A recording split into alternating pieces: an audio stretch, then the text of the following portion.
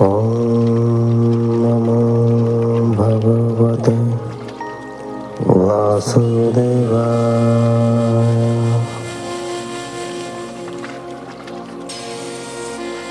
ॐ नमो भगवते वासुदेवाय।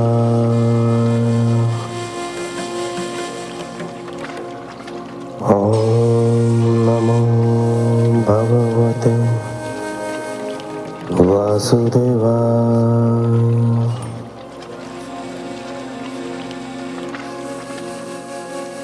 आप सुन रहे हैं हिंदू रिचुअल्स, हिंदू रीति रिवाज द्वारा प्रसारित श्रीमद् भागवत महापुराण।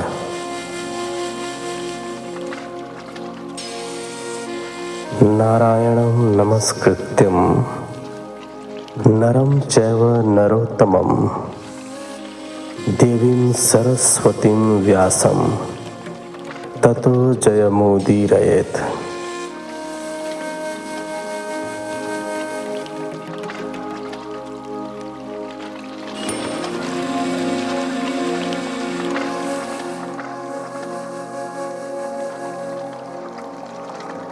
प्रथम स्कंद के इस एपिसोड में आप सुनेंगे 8वें अध्याय से लेकर 11वें अध्याय तक।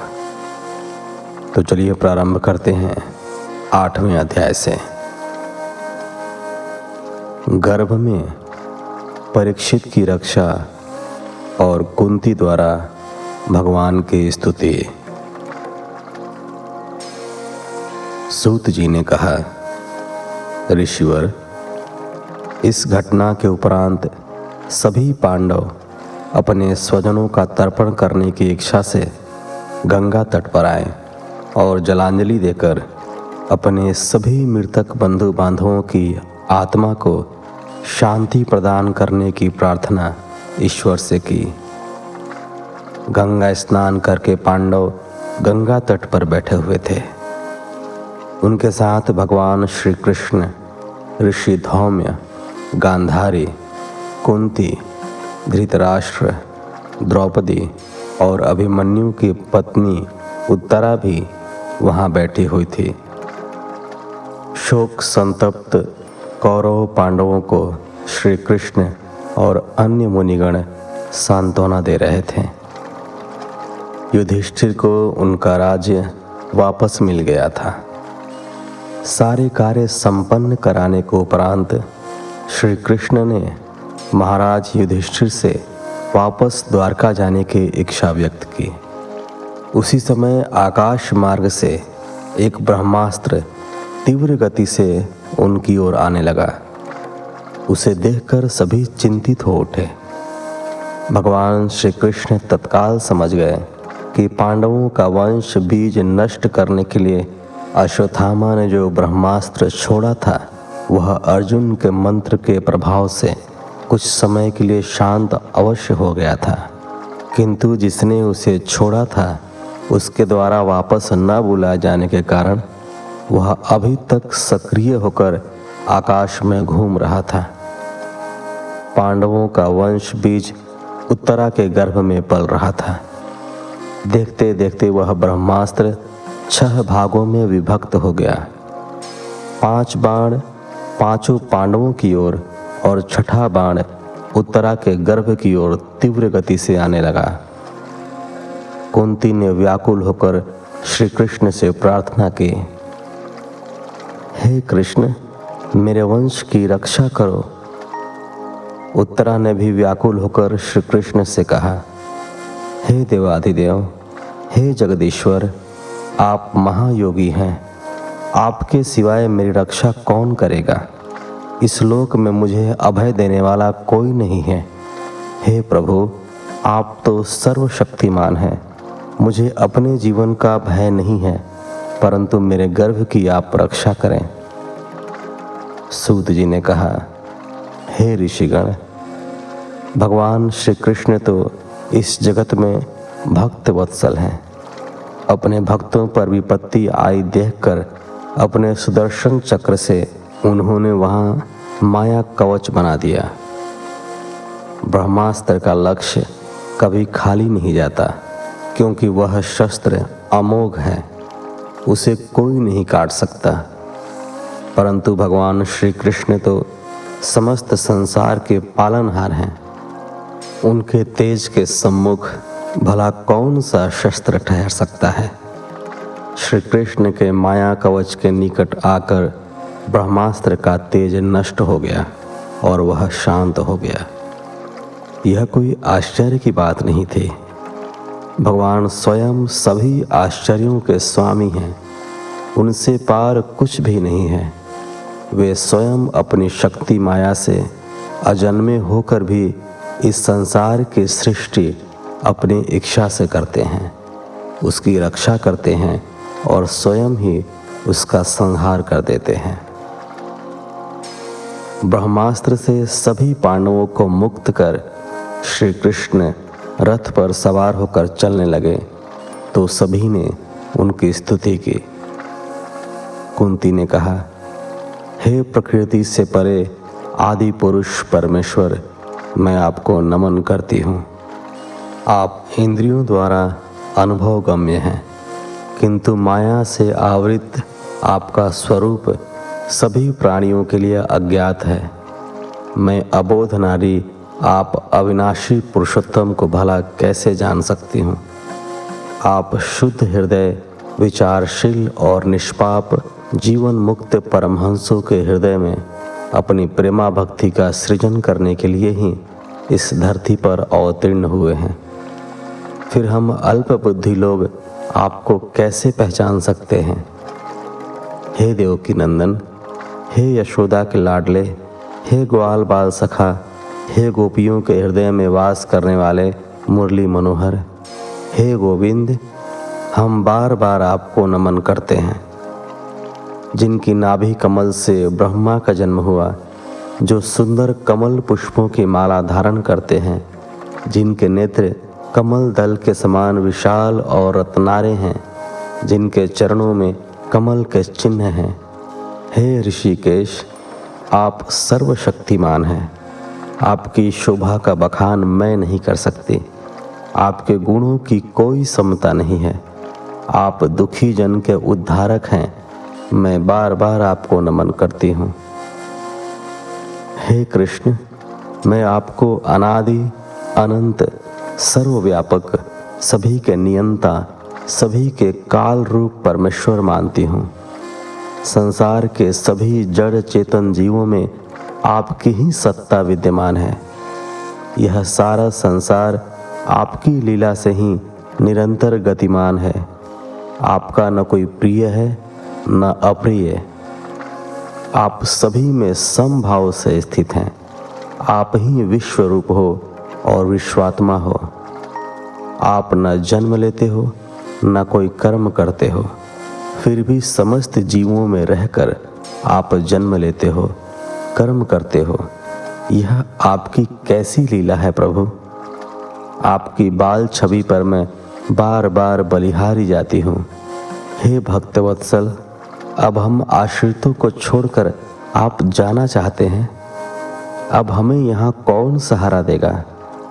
हे प्रभु, जैसे गंगा की अखंड धारा समुद्र में गिरती है, वैसे ही मेरी बुद्धि कहीं और न जाकर आपके प्रति ही प्रेमा भक्ति के सागर में गिरती है। हे कृष्ण, अपने प्रिय सखा अर्जुन को छोड़कर तुम कहाँ जा रहे हो। तुम्हारा वियोग हमसे सहा नहीं जाएगा। सूत जी कहते हैं, इस प्रकार कुंती के प्रेम पूर्ण वचनों को सुनकर भगवान श्री कृष्ण मंद मंद मुस्कुराने लगे और बोले, अच्छा बुआ, चलो मैं तुम्हारे साथ हस्तिनापुर चलता हूँ। वहाँ कुछ दिन रुककर ही द्वारका जाऊँगा। श्री कृष्ण उनके साथ हस्तिनापुर आ गए और कुछ दिन उनके पास रहे। वहाँ अपनी बहन सुभद्रा आदि से विदा लेकर जब वे जाने के लिए पुनः तैयार हुए तो राजा युधिष्ठिर ने प्रेम पूर्वक आग्रह करके उन्हें रोक लिया। हे शौनक आदि ऋषियों, धर्मपुत्र राजा युधिष्ठिर को अपने स्वजनों के वध से बड़ी पीड़ा हो रही थी। वे प्रायः शोक में डूबे रहते थे। मैं भी कितना दुरात्मा हूँ, अज्ञानी हूँ। मैंने सियार कुत्तों के आहार के लिए असंख्य सेना का विनाश करा डाला। मैंने अपनी सभी प्रिय बंधुजन और परिजन से द्रोह किया है। करोड़ों वर्ष तक नरकवास करने के उपरांत भी मेरी मुक्ति नहीं हो सकती। जैसे कीचड़ से गंदा हुआ जल स्वच्छ नहीं किया जा सकता, मदिरा से उसके मादक प्रभाव को दूर नहीं किया जा सकता, वैसे ही हिंसा युक्त यज्ञों के द्वारा किसी प्राणी की हत्या का प्रायश्चित नहीं किया जा सकता। 9वां अध्याय। युधिष्ठिर का श्री कृष्ण के साथ भीष्म जी के पास जाना। सूत जी कहते हैं, हे ऋषियों, धर्मराज युधिष्ठिर की आत्मपीड़ा बढ़ती जा रही थी। उन्हें प्रजाद्रोह का भय सताने लगा था। तब सभी धर्मों का ज्ञान प्राप्त करने की इच्छा से वे श्री कृष्ण के साथ कुरुक्षेत्र में उस स्थान पर पहुँचे जहाँ बाड़ों की शैया पर भीष्म पितामह पड़े हुए थे। उनके सभी भाई उनके पीछे पीछे वहाँ पहुँच गए। भीष्म पितामह ने संकल्प लिया हुआ था कि जब तक सूर्य उत्तरायण नहीं होंगे तब तक वे अपने प्राण नहीं छोड़ेंगे। श्री भीष्म पितामह के दर्शनों के लिए अनेकानेक ऋषि मुनि वहाँ एकत्र हो गए थे। भीष्म पितामह भगवान श्री कृष्ण के प्रभाव से परिचित थे। वे मन ही मन उनकी आराधना कर रहे थे। सभी पांडव बड़े प्रेम से पितामह के चारों ओर बैठ गए। उन्हें देखकर पितामह की आंखें प्रेमाश्रुओं से भर उठी। उन्होंने उनसे कहा, हे धर्मपुत्र, तुम्हें जो दुख और कष्ट भोगने पड़े, तुम कदापि उनके योग्य नहीं थे, परंतु प्रारब्ध और होनी को कौन टाल सकता है। जिस प्रकार आकाश के मेघ वायु के वशीभूत होते हैं, वैसे ही यह सारा संसार काल भगवान के अधीन रहता है। तुम लोगों के जीवन में जो भी घटनाएं घटी हैं, वे सभी उन्हीं के लीलाएं हैं। अन्यथा जहाँ धर्मपुत्र युधिष्ठिर जैसे राजा हो, वायु के समान प्रचंड गदाधारी भीम हो, दिव्य गांडीव को धारण करने वाले धनुधारी अर्जुन हो और स्वयं सुदर्शन चक्रधारी योगीराज भगवान श्री कृष्ण जिनकी रक्षा करते हों, वहाँ भला विपत्ति का क्या काम। ये काल रूप श्री कृष्ण कब क्या करना चाहते हैं, इसे कौन जानता है। पुत्र युधिष्ठिर, संसार में घटित होने वाली सभी घटनाएं ईश्वर के अधीन हैं। ऐसा ही सोचकर अब तुम अपनी प्रजा का पालन करो। अब तुम ही उसके स्वामी हो। उनका दुख दर्द अब तुम्हारा है। हे पुत्र, तुम्हारे साथ ये जो श्री कृष्ण खड़े हैं, इन्हें साधारण जन मत समझो। ये साक्षात भगवान हैं, परम पुरुष नारायण हैं। अपनी माया से यदुवंशियों को मोहित कर ये लीला कर रहे हैं। इनका स्वरूप और प्रभाव अत्यंत गूढ़ और रहस्यमय है। भगवान शंकर, ब्रह्मा जी और देवर्षि नारद के सिवाय इनका रहस्य कौन जानता है। हे युधिष्ठिर, जिन्हें तुम अपना हितैषी, अपना दूत, अपना मंत्री और अर्जुन का सारथी मानते हो, वे स्वयं परमात्मा हैं। ये सदैव अपने भक्तों पर समदर्शी होकर कृपा करते हैं। यही कारण है कि अब जब मैं अपने प्राणों का त्याग करने जा रहा हूँ, इन्होंने मुझे साक्षात दर्शन दिए हैं। भक्त और योगी पुरुष पूर्ण भक्ति भाव से इनमें अपना मन लगाकर और वाणी से इनके नाम का कीर्तन करते हुए अपने शरीर का त्याग करते हैं। श्री कृष्ण की कृपा से ही वे सभी कामनाओं के बंधनों से मुक्त हो जाते हैं। सूत जी ने कहा, ऋषिवर, युधिष्ठिर ने उनकी बात सुनकर भीष्म से नाना प्रकार के धर्मों के विषय में अनेक प्रश्न पूछे। इस पर पितामह ने युधिष्ठिर को वर्ण और आश्रम के अनुसार पुरुष के स्वाभाविक धर्म और कर्म बताए, निवृत्ति और प्रवृत्ति के स्वरूपों को समझाया। धर्म, दान, राजधर्म, मोक्ष, स्त्री धर्म, भक्ति, अर्थ, काम आदि के विषय में विस्तार से बताया।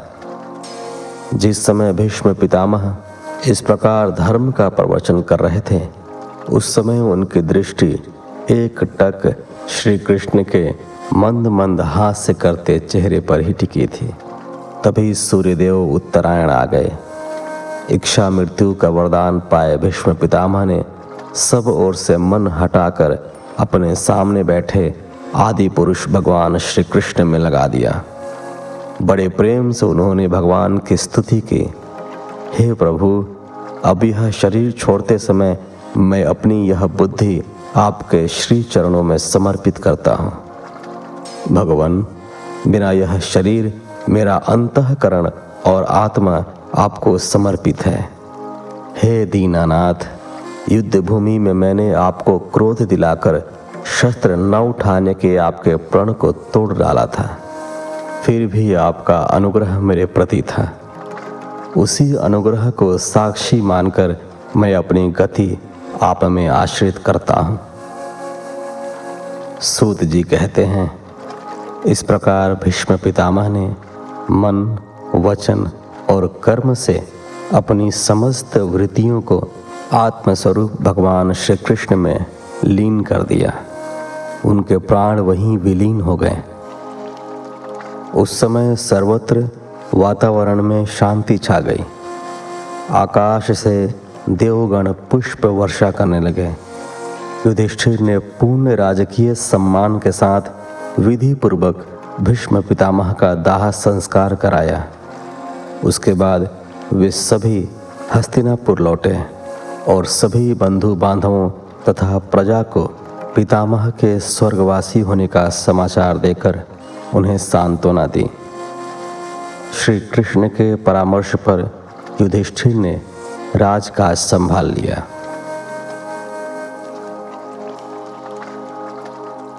10वां अध्याय। श्री कृष्ण का द्वारका गमन। सूत जी ने कहा, हे ऋषिवर, युधिष्ठिर को राज सिंहासन पर बैठाकर श्री कृष्ण बहुत प्रसन्न हुए। कुछ दिन अपनी बहन सुभद्रा के कहने पर वे हस्तिनापुर में रहे। फिर एक दिन उन्होंने युधिष्ठिर से द्वारका जाने की अनुमति मांगी। तब राजा ने उन्हें हृदय से लगाकर जाने की स्वीकृति दे दी। भगवान सभी से यथोचित विदा लेकर अपने रथ पर सवार हो गए। सभी ने भरे मन और उमड़ते अश्रुओं के मध्य उन्हें विदा किया। उद्धव और सात्यकी उनके साथ थे। मार्ग में सभी ने उन पर पुष्प वर्षा की। हस्तिनापुर की स्त्रियां उनके दर्शन करके हर्षित हो आपस में कहती, सखी, ये वे सनातन पुरुष भगवान हैं जो प्रलय के समय भी अपने अद्वितीय स्वरूप में स्थित रहते हैं। इस संसार में जिसके स्वरूप का साक्षात्कार करके जितेंद्रिय योगी अपने प्राणों को वश में करने में समर्थ होते हैं और जिसकी भक्ति से हृदय सदैव प्रफुल्लित रहता है, ये श्री कृष्ण वे ही साक्षात परब्रह्म हैं। सखी, इनकी प्रेमा भक्ति से ही हृदय की पूर्ण शुद्धि संभव है, योग द्वारा नहीं। दूसरी सखी उत्तर देती है, तुम ठीक कहती हो सखी। वास्तव में ये वही श्री कृष्ण हैं जिनकी सुंदर लीलाओं का गायन ऋषियों ने वेदों में और दूसरे धर्म शास्त्रों में व्यास जी ने किया है। यही परमेश्वर हैं जो अपनी लीला से जगत की सृष्टि, पालन और संहार करते हैं तथा उसमें आसक्त भी नहीं होते।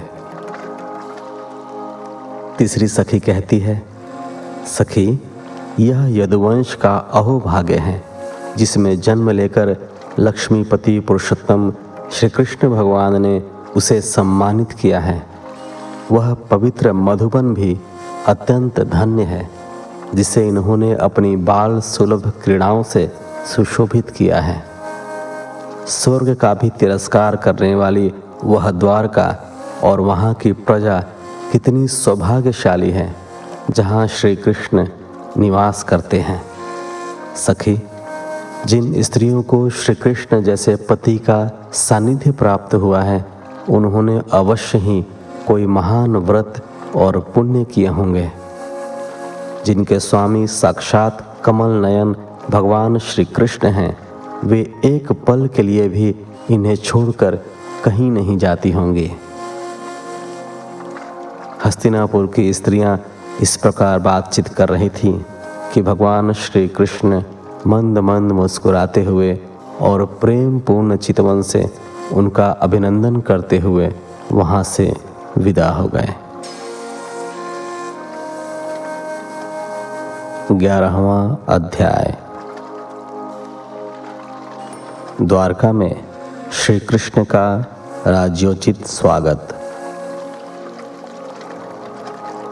सूत जी ने कहा, हे ऋषिवर, भगवान श्री कृष्ण अपने समृद्ध आनर्त देश पहुंचकर नगर के बाहर रुके और उन्होंने अपने 5 जन्य शंख का तुमुल जयघोष किया।